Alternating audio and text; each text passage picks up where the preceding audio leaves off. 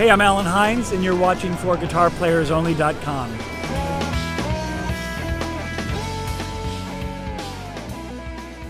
Hi everyone, John Liebman here. You're watching for GuitarPlayersOnly.com. Coming to you from the 2017 Winter NAMM Show, Anaheim, California, with our good friend Mr. Allen Hinds. What's happening, Alan? Good to see you. Nice to be here. Good to see you too. This weather and everything, it's great to be here.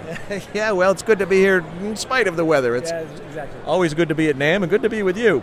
Nice to meet you. Want to talk to you about, boy, you've done so much stuff from Roberta Flack, Natalie Cole, the Crusaders, Randy Crawford, and I could go on and list it. That litany of people it was like around a 10-year period when I graduated from MI, where I started touring. I'd get called to do this and get called to do that. Back when I was a young kid. Yeah, MI, Berkeley, Auburn, Alabama. Alabama. Connect the dots for us. I'm interested in how you were first exposed to music, how you became a guitar player, and how things took off from there. So what's your story? I had a big family. I still have a big family. There were like 7 kids, so I was like number 5. And when I was growing up in South Georgia and in Alabama, my older brothers and sisters would always go out and buy the latest vinyl, because I was kind of too young, you know, I was a kid. But they would bring in like Jimi Hendrix, Are You Experienced, or Sam and Dave, or old Otis Redding, or just, I mean, I got exposed to every Beatles album, of course. I used to sit cross-legged until everybody else had gone to sleep in the house, and I'd sit there on a little hi-fi and just listen to records. So I was actually hi-fi. We had one of those. Yeah, like, you know, there's no stereo yet or anything, you know. Do you know what a hi-fi is? You don't know. A hi-fi. Looking at our cameraman here. All right, go ahead. And so I was like way into music. I mean, way before I even thought about picking up guitar. There was that guitar in the house, but I never really used it that much until I was like 16, 17 years old. So I started kind of late. And I was living in a small university town in Alabama, and it was pretty liberal for Alabama, Auburn University. So I had a lot of friends who, their whole families were, you know, in the university, and a couple friends of mine. They were in the university, so I got exposed to like Zappa, and I got exposed to Steely Dan and Miles Davis and all that kind of stuff. Very different from Otis Redding and Sam and Dave. Well, yeah, well, that's when I was in, you know, high school. I got a little older, a little more, just more exposed, and all my friends were into the latest whatever was happening, whether it was prog rock or the Allman Brothers were a big influence because they were really close. They lived like 50 miles from where I grew up, and I saw them several times. I never saw them with Dwayne, but I saw them immediately afterwards. Little Feat was a big favorite of mine back then. I still, to this day, love Little Feat and think they're like highly underappreciated as a great, Lowell George was just a great singer-songwriter. So I went through all that, and then when the bands I played with were playing more progressive gigs where we had to, my ear was good enough to know how to play over the Steely Dan songs or whatever, but I didn't really know what I was doing. So every article I read, I realized that all these guys had studied music, so I figured, okay, I got to go somewhere. And at the time, Berkeley was the school where Pat Metheny had been teaching up there and all these great players. So I saved up a lot of money and borrowed a lot of money and went to Berkeley for only 1 quarter. But it was great. I mean, I soaked up a lot of stuff and then went back to Alabama and did kind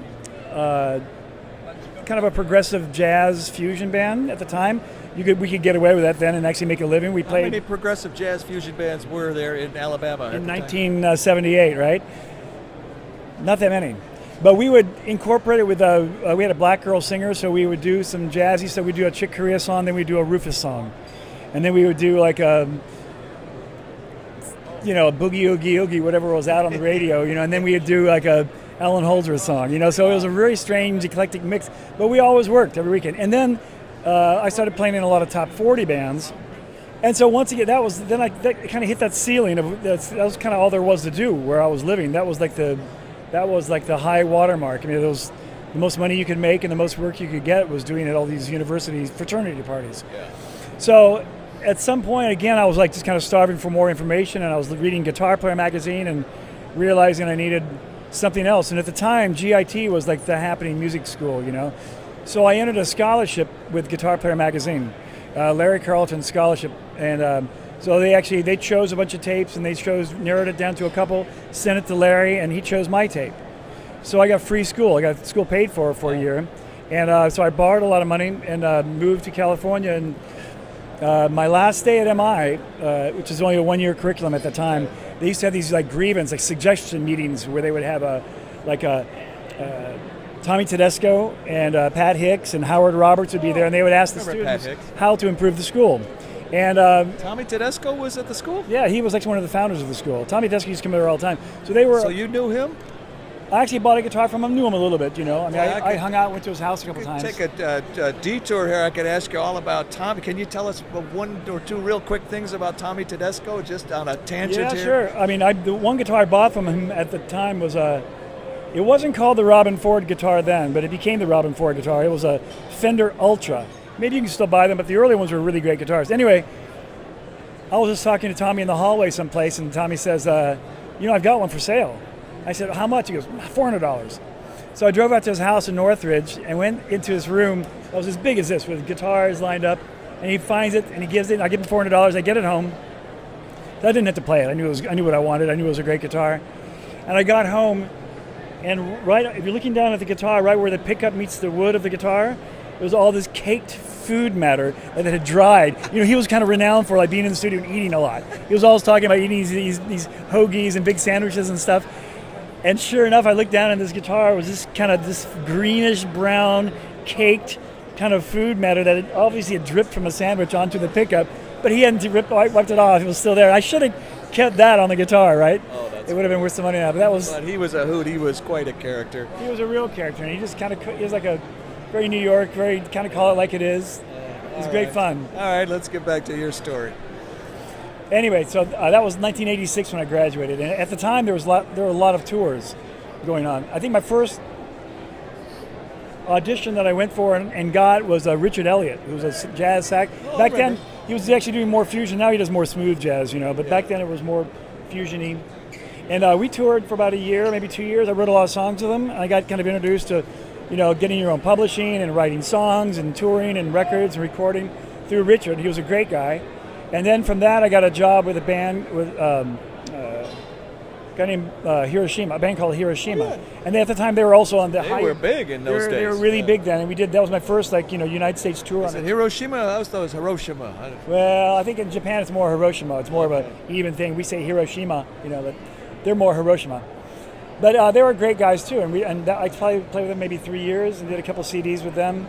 And then I got a gig with Bobby Caldwell, which is a little bit more of an artistic venture because his chord changes were a little more involved. And the band was, you know, Jimmy Haslip from the Yellow Jackets was playing bass, and Marilyn Scott was singing background, and it was a great, big production thing. We would go to Japan, and that's back when they would carry, like, they would have these, what do they call them? Not cartridge, but they'd have these huge, we would carry 20 space racks, 4 or 5 of them. You know, and I had my 2 racks and my 2 stereo cabinets, and we would carry all this stuff to Japan with us, you know. I remember those days in the 80s when everyone went play these big venues. And then after about 2.5 years with Bobby, I joined Randy Crawford. Randy Crawford was offering more work and touring the world and playing like every month. Every month we were in Australia or South Africa. Did you play Street Life? How many times? Yeah. Believe me, she hates it a lot more than I do. No, it's still a great song. It's still a fun song to play because there's a million chord changes.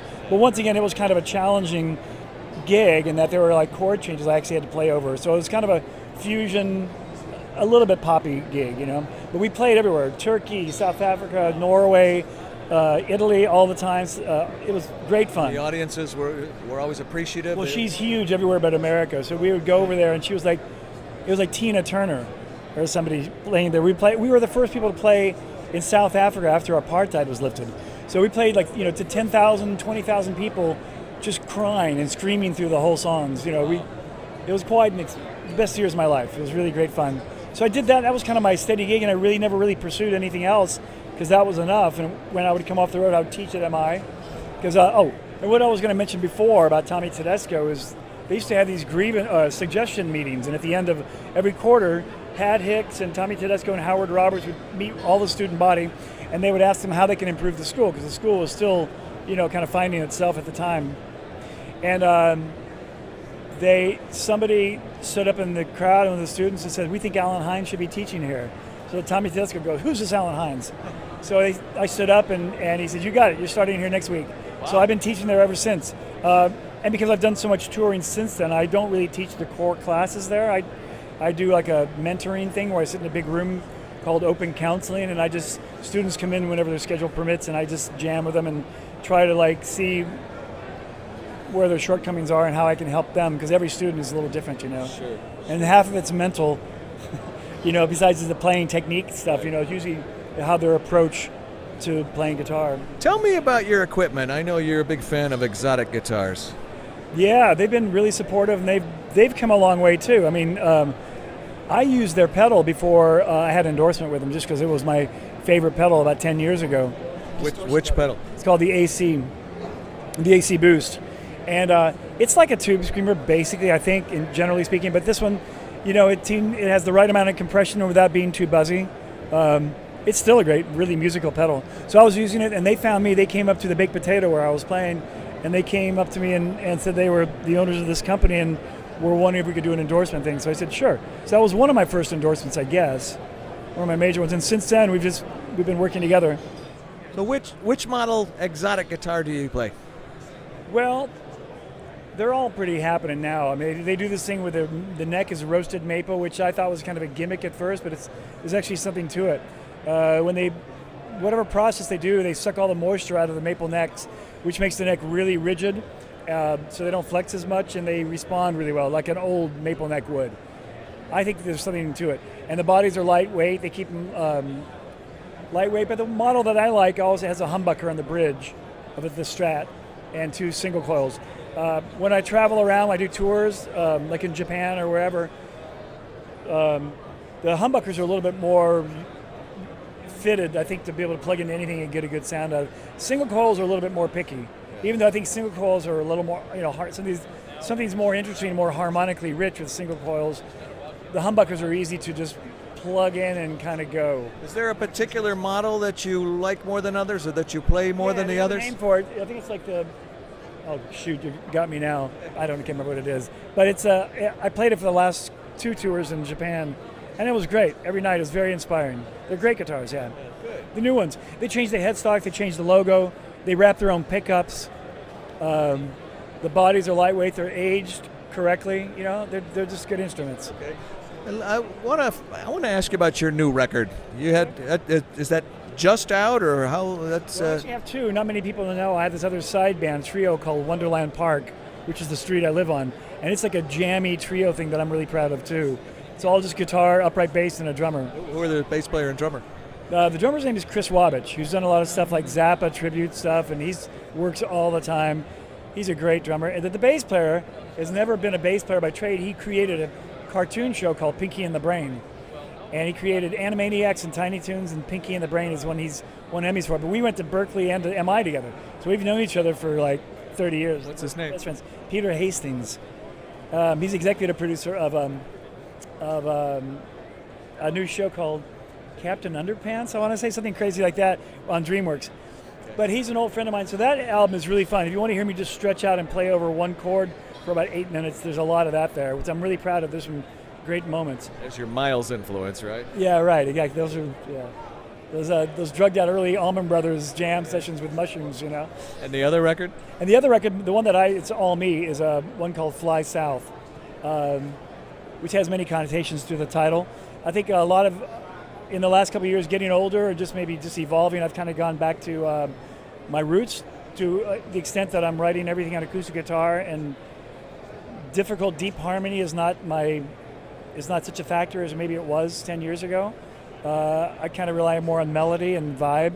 Being a big Chris Whitley fan that I am, and Lowell George, and I've always liked the ambient guitars, like a slide guitar in the background. In lieu of playing keyboards, if you listen to the new CD, there's a lot of ambient slide stuff with delay in the background, because I don't play keys. And when I'm at home in my studio and I write a song and I want a certain atmosphere or a certain backdrop, soundscape, I kind of create it with strange backwards effects and slide guitar. Works really good. All right. Allen Hinds. On this, but the new record features a lot of my favorite players in the world. I got Vinny Colaiuta, and he's on everything on the record, and Jimmy Johnson, my favorite bass player, and well, they're all my favorites. Abraham Laboriel, Jimmy Earl. Who am I leaving out? Matt Rohde played on the record. Max Ann Lewis sang some. Genevieve Artadi who's one of my new favorite bands called Knower, Knower. They're my favorite. They're kind of electronic, funk, progressive, jazz, rock. So they're all on there. I got really lucky. Got great players, and the whole record was kind of written around my acoustic guitar. I have an old Martin 00028 that I sat around and played with drop D tunings and some Joni Mitchell tunings. So that song is kind of about a year's worth of ideas that I put down and finally got all together and put them all together for this record. Well, I'm familiar with your older stuff. I'm sure the newer stuff is definitely worth a listen. So thanks for sharing that. Allen Hinds, great hearing your story. Yeah, there's a lot more that we can talk about, but unfortunately we have to cut it here. But I want to tell you when I was 2 years old. I want to tell you. And then when I was 3. Love to hear more Tommy Tedesco stories, and I'm sure you have more about Larry Carlton, Robin Ford stories. Yeah, I got some great Randy Crawford, Roberta Flack stories too. Okay, well, anyway, you're whetting our appetite for the follow-up interview, which we'll do. I know. On location, 2017 Winter NAMM show, Anaheim, California, with our good friend Allen Hinds. I'm John Liebman. You're watching for GuitarPlayersOnly.com.